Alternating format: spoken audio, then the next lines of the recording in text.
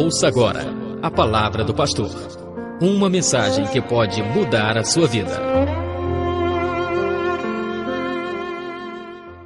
Deus abençoe você. Abra sua Bíblia em Hebreus capítulo 2. O autor, quando ele começa o capítulo 2, ele faz um link, no sentido de ligar o capítulo 1, porque é uma continuidade daquilo que ele está dizendo. E depois dele explanar todo o capítulo 2, e dizendo que Cristo é superior aos anjos, porque a ninguém Deus disse: olha, senta-te à minha direita, até que eu coloque todos aqueles que são os teus opositores debaixo dos teus pés. Ninguém tem a autoridade do Senhor Jesus Cristo, porque no capítulo 1 também diz que foi por ele e através dele que foi feito o mundo e tudo que nele existe. Aí no capítulo 2 ele dizendo: por essa razão, ou seja, devido à superioridade de Jesus, eu gostaria que vocês soubessem que aquela velha aliança, que teve um papel importantíssimo, deve ser por vocês vista a partir de agora como que sendo entendida através da pessoa de Cristo. Você não pode ler o Velho Testamento à luz de Moisés. Você tem que ler o Velho Testamento à luz de Jesus. Você não pode ler Jesus à luz de Moisés. Você tem que ler Moisés à luz de Jesus. Jesus disse, Moisés disse, dente por dente, olho por olho. Eu, porém, vos digo, não é mais assim. Não tem mais dente por dente, olho por olho. Agora eu quero que vocês até amem os vossos inimigos. Não tem mais apedrejamento, não tem mais desnudamento. Então, para os hebreus foi difícil, até para os discípulos de Cristo, aliás, eles inclusive. Razão, porque o Senhor Jesus Cristo foi buscar alguém para dar continuidade à sua obra, porque os discípulos de Cristo queriam insistir em judaizar o Evangelho, ou seja, pegar os ensinamentos de Cristo e juntar com os ensinamentos de Moisés. A nova aliança com alguns adereços e parte do velho pacto. Jesus Cristo disse que não se coloca remendo novo em roupa velha. Até hoje nós temos problemas seríssimos nisso. Tem muita gente que ouve o Evangelho e tem dificuldade de romper com as tradições. Tradição é um negócio seríssimo. Aprende dos avós, dos bisavós, da família, não é isso? De toda uma conjuntura, da onde ele nasceu, viveu, aprendeu de determinada maneira. A mesma coisa, pessoas que saem aí dessas igrejas, cujo púlpito tem morte na panela, gosta de um evangelho místico, de determinações, né? De dar ordens. Você é de Jesus ou não é. A autoridade máxima não está na igreja, nem no pastor da igreja, nem no missionário tal. A superioridade máxima é de Jesus, a autoridade é dele. Quem opera poderosamente é ele. Então há uma dificuldade muito grande para os hebreus. Por isso que tem dois livros, duas epístolas de Paulo, uma escrita aos Gálatas e outra aos Efésios, exatamente por causa disso. O apóstolo Pedro, por exemplo, quando ele estava com os judeus, ele se comportava como um judeu. Aí quando via um gentil, ele mudava. O livro de Hebreus é exatamente que dá uma amplitude verdadeira ao Evangelho. E aí ele começa dizendo assim: por esta razão importa que nos apeguemos com mais firmezas às verdades ouvidas. Agora, se aquele texto era tão forte que pessoas creram nele, foram guiadas por Ele, orientadas por Ele, não só por Moisés, mas por todos os servos. Importa que agora nos apeguemos com mais firmeza às verdades ouvidas, para que delas jamais nos desviemos. Está se referindo agora ao Evangelho de Cristo. E ele continua: pois se tornou firme a palavra falada por meio de anjos, e toda transgressão ou toda desobediência recebeu justo castigo, como escaparemos? Quantas pessoas foram julgadas no Velho Testamento por apedrejamento? Por que Jesus Cristo evitou o apedrejamento da mulher, não é? Adúltera? Primeiro, porque ele estava instalando um novo pacto e ninguém tinha autoridade para fazê-lo. Mas esfregar no rosto de Jesus: Moisés nos ensinou a apedrejar, sim. Era assim que se fazia. O castigo era terrível. Só Jesus Cristo ali descobriu algumas falhas. Primeiro, olha como Jesus Cristo é superior. Muito bom. Quer dizer que essa mulher foi pega o quê? Em flagrante adultério. Flagrante adultério significa que vocês viram também o adúltero. É impossível adulterar sozinho. Cadê o adúltero? Ponto 1. Segundo, Jesus com uma exclamação diz: e quem aqui não tiver pecado, que lance a primeira pedra. Se alguém aqui está em condições de apedrejá-la, olhe para dentro de si mesmo e lance a primeira pedra. O que a Bíblia diz? Que cada um foi jogando o quê? Sua pedra no chão. E ainda bem que fez. Não há nenhum sequer. A superioridade de Jesus é total, é completa. Ele é mestre por excelência. E a Bíblia diz o seguinte: como é que nós vamos escapar agora, se lá, naquele tempo, a palavra falada por mediante de toda transgressão ou desobediência recebeu o justo castigo? Como escaparemos se a desobediência à antiga aliança da lei trazia castigo imediato? Como vamos escapar? Lá o juízo era imediato. E tem gente que gosta, tem gente que muitas vezes faz umas exclamações porque não está envolvido. Pastor, lá quando a pessoa se levantava contra o líder, Deus abria a terra, né? E a terra engolia. Era assim.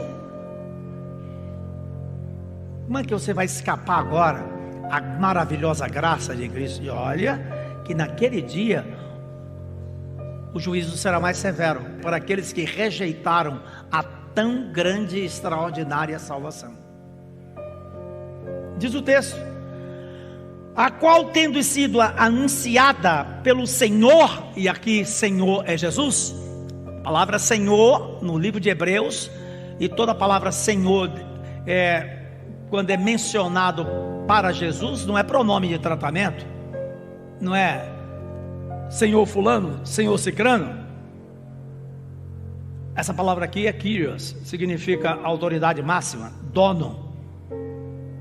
Senhor significa autoridade máxima, máxima autoridade. Havia uma expressão há muito tempo usada que dizia assim: quem é o Senhor dessas terras? Quem é o Senhor desse carro? Quem é o Senhor dessa casa? Significa quem é o dono, quem é o proprietário. É nesse sentido, de dono, de proprietário, de autoridade. Inicialmente pelo Senhor, foi-nos depois confirmado pelos que a ouviram. E diz o texto: dando Deus testemunho juntamente com eles. Ou seja, como foi que Deus confirmou a palavra do Senhor Jesus Cristo? Através de sinais, prodígios, milagres, poderes sobrenaturais que foram manifestados pelo Senhor Jesus. Esse é meu filho amado em que me comprazo. Jesus fez o quê? Cegos verem, surdos ouvirem, ressuscitou mortos, fez coxos andarem, deu ordem aos ventos e à tempestade e ao mar encapelado. Deus confirmou todo ensino, toda autoridade através de vários milagres e por distribuição do Espírito Santo, segundo a sua vontade, porque Jesus Cristo disse, inclusive o Espírito Santo está debaixo do meu controle, se eu não subir, ele não desce, e vocês não devem sair de Jerusalém, até que eu envie o vosso Consolador, e ele vai usar vocês, e vai distribuir dons, e vocês serão usados por ele. No versículo 5, pois não foi a anjos que sujeitou o mundo que há de vir, sobre o qual estamos falando. Ou seja, tudo que Deus falou, Deus não disse que os anjos terão autoridade nenhuma. Quando esse texto foi escrito, o Espírito Santo fez o escritor lembrar de um texto, só que ele não sabia onde era. Ele esqueceu. Olha, ele não tinha uma Bíblia assim, era rolos, mas antes era papiro. Primeiro nos papiros. Pois bem, quando foi feito, ele esqueceu de dizer, era para ele ter dito assim, no Salmo 8. Aí ele não sabia dizer, ele não teve na hora, e diz assim, alguém em certo lugar deu pleno testemunho dizendo. Então abra a sua Bíblia. Esse texto que ele vai citar e alguém em certo lugar. Na verdade ele queria dizer que a localização não é tão importante, desde que o texto exista. Você não pode dizer um texto achando que está na Bíblia sem estar. O texto aqui está escrito em certo lugar. Aqui mais uma vez fala da veracidade da Bíblia, porque esse certo lugar aí é o Salmo 8. Que é o homem, você pode olhar o Salmo 8. Que é o homem que dele te lembres, ou o filho do homem que o visites. Fizeste um pouco menor que os anjos, de glória e de honra o coroaste, e constituísse sobre as obras das tuas mãos. Falando a respeito como Deus fez o universo e como Deus fez o homem. Deus fez o homem um pouco menor do que os anjos, não é isso? Mas de glória, a Bíblia diz que deu a ele, olha, coloco toda a criação debaixo dos teus pés. Todas as coisas sujeitasse debaixo dos seus pés. Ora, desde que ele sujeitou todas as coisas, nada deixou fora do seu domínio. Diz o texto, agora porém, ainda não vemos todas as coisas a ele sujeita. Vemos todavia aquele que por um pouco, tendo feito, aí que eu gostaria de falar. Fala da criação do homem, mas fala da encarnação de Cristo. Porque quando Cristo se tornou Jesus, lembre-se, Cristo é o nome divino de Jesus. Jesus é o nome humano de Cristo. Quando Cristo se fez carne e habitou entre nós, o anjo disse, põe o nome dele de Jesus, nome comum, põe o nome dele de Josué, Yeshua, põe o nome dele de Yeshua. O nome de Cristo, Cristo é ungido, o Deus que se fez carne. Quando Jesus se fez carne, Deus fez Jesus no ventre de Maria um pouco menor do que os anjos. Olha esse texto aqui agora, por favor. Um pouco tendo sido feito menor que os anjos, Jesus, está aí escrito, Jesus, espera aí, menor do que os anjos, Jesus, aí entre vírgula, por causa do sofrimento da morte, aí depois foi coroado de glória e de honra. Está se referindo aí, não ao Jesus que existe antes da fundação do mundo, mas quando Deus toma a decisão de enviar Jesus para ser a revelação máxima dele, a decisão é, vamos fazer ele menor, não é? Ele descerá menor do que os anjos. Por quê? Porque ele tomaria sobre si os nossos pecados, e porque ele sofreria o martírio na cruz. Só quando ele se fez Jesus, e botou em nome aqui Jesus, ó, tendo sido feito menor do que os anjos. Quem? Jesus. Cristo se tornou Jesus no ventre de Maria. Para sempre ele é o Cristo, Cristo é o nome divino de Jesus. Há muita gente que ama o nome de Jesus. Não sei se vocês sabem, mas Barrabás, o que foi trocado, o nome dele, o primeiro nome dele era Jesus. Na verdade ali foi: escolha Jesus ou Jesus Barrabás. E diz o texto: Jesus, por causa do sofrimento da morte, ele foi coroado de glória e de honra.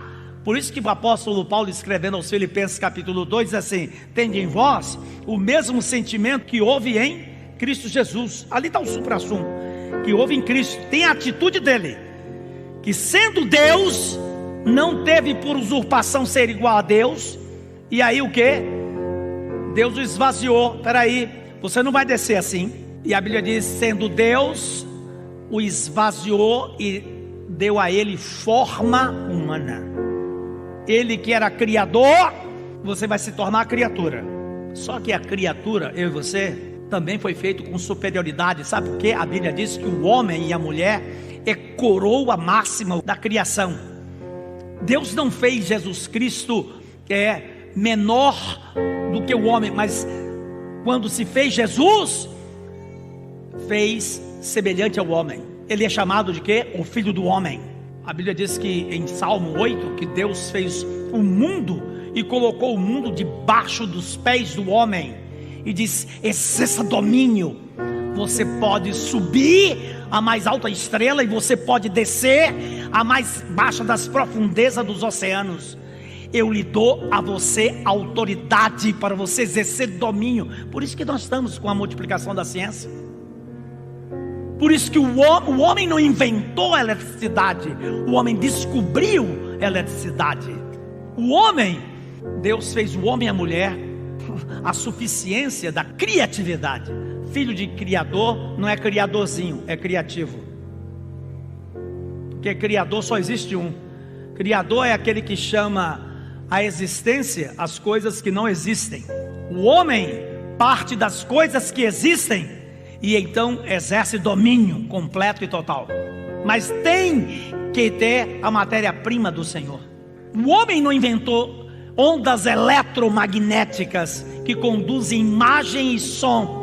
Por isso você pode assistir um jogo, um acontecimento que está acontecendo nos Estados Unidos, na China, no Oriente, porque a imagem é conduzida por essas ondas eletromagnéticas que existem no universo. Se essas ondas deixarem de existir, e o homem descobriu, por isso o telefone, por isso a televisão, por isso estamos nesse momento vivendo um instante de alta tecnologia. Mas se essas ondas desaparecerem, forem tiradas, aquele televisor sofisticado de tua casa não vai funcionar nada. Quando foi fazer Jesus, quando Deus orientou ele descer, o fez criatura, e uma vez sendo homem, ele que era Senhor se fez servo e obediente. Ele que ordenava, agora vai ser obediente a um projeto, e foi obediente até a morte, e morte de cruz. O que é que acontece depois? Deus o coroa, Deus o honrou, ele deu um nome que está acima de todo nome, para que diante dele esse nome se dobrem todos os joelhos, arcanjos, serafins, querubins, todos se curvem diante dele, e toda a língua confesse que ele é o Senhor, para a glória de Deus Pai. Ele é superior a tudo.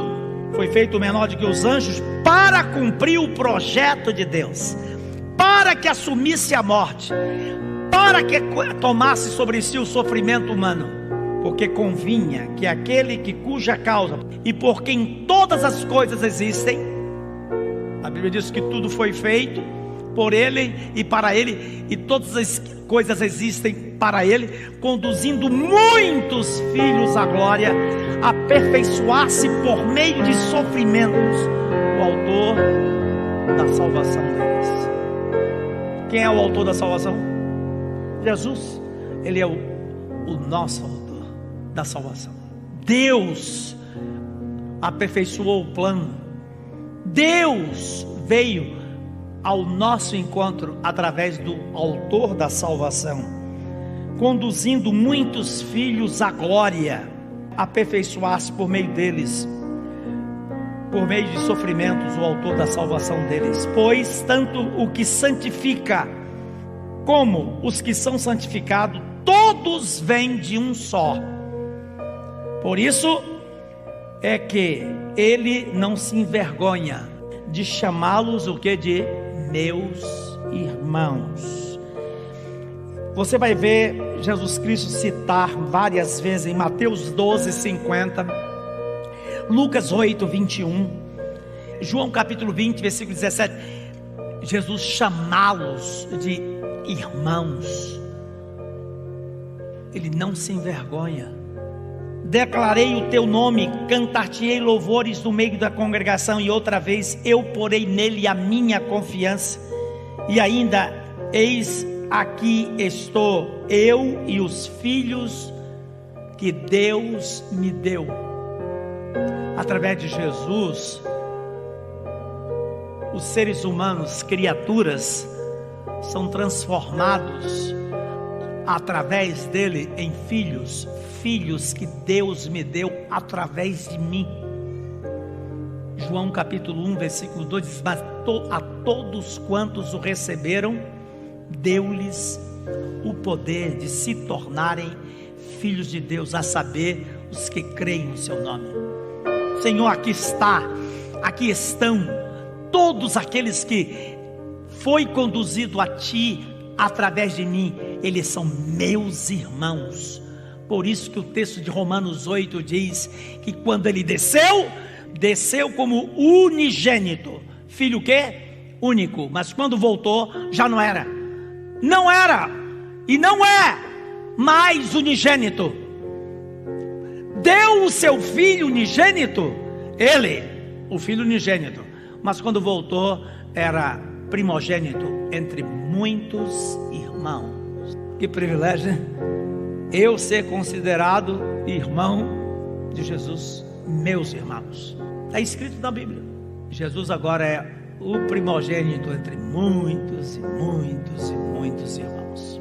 Você é um deles, alcançado pela graça de Cristo. Concluindo, meus irmãos, e eis aqui estou eu e os filhos que Deus deu. Visto, pois, que os filhos têm participação comum de carne e sangue, desses também ele igualmente participou, para que por sua morte destruísse aquele que tem o poder da morte, a saber, o diabo, e livrasse todos que pelo pavor da morte estavam sujeitos à escravidão por toda a vida. Ou seja, a obra de Jesus Cristo foi fantástica.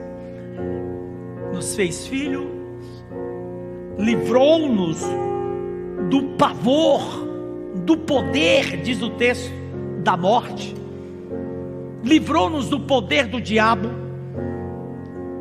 pois estávamos, segundo o texto, sujeitos à escravidão por toda a vida.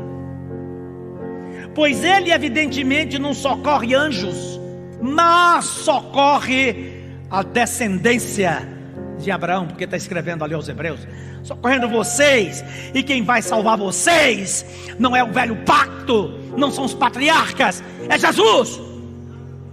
Ele não socorre anjos. Por isso mesmo convinha que em todas as coisas se tornasse semelhante aos irmãos, ou seja, semelhante a mim e a você, se fizesse carne, Deus de carne e osso, para ser misericordioso e fiel sumo sacerdote, que é outra coisa que ele vai falar agora.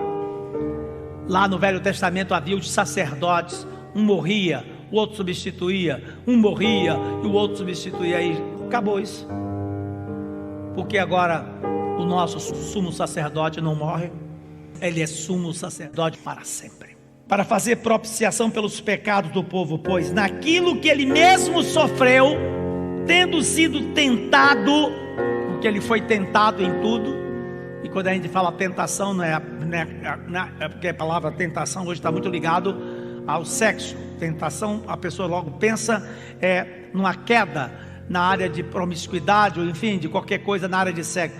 Ele foi tentado em tudo. Ele foi tentado a tudo, a duvidar. Ele foi tentado de todas as maneiras. A Bíblia diz. E ele tendo sido tentado, ou seja, ele sofreu escárnio, dores, ele sentiu angústia, depressão, angústia de morte ali. Ele se sentiu abandonado. Não existe coisa pior do que uma pessoa duvidar de você. E a Bíblia diz que muitos duvidaram dele. Ele foi tentado, ou seja, provado em tudo, diz o texto. Então ele te conhece. Ele te conhece. Alguém o decepcionou, ele foi decepcionado.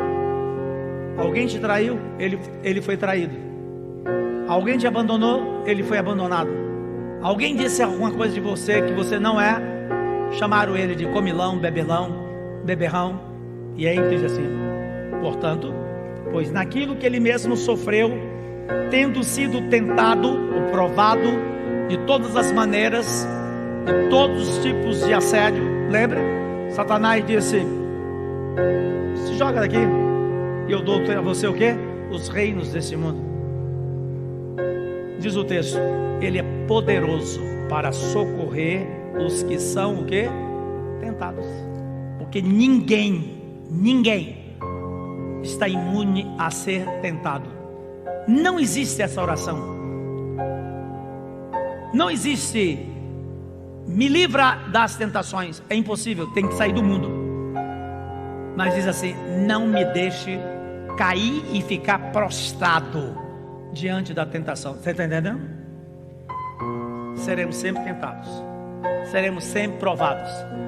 O diabo vai sempre semear na sua mente para você. A primeira coisa, será tentado a duvidar de Deus, duvidar da existência dele, duvidar que ele vai voltar, duvidar da autoridade da palavra, duvidar de que, no sentido de que a palavra de Deus não se cumpre.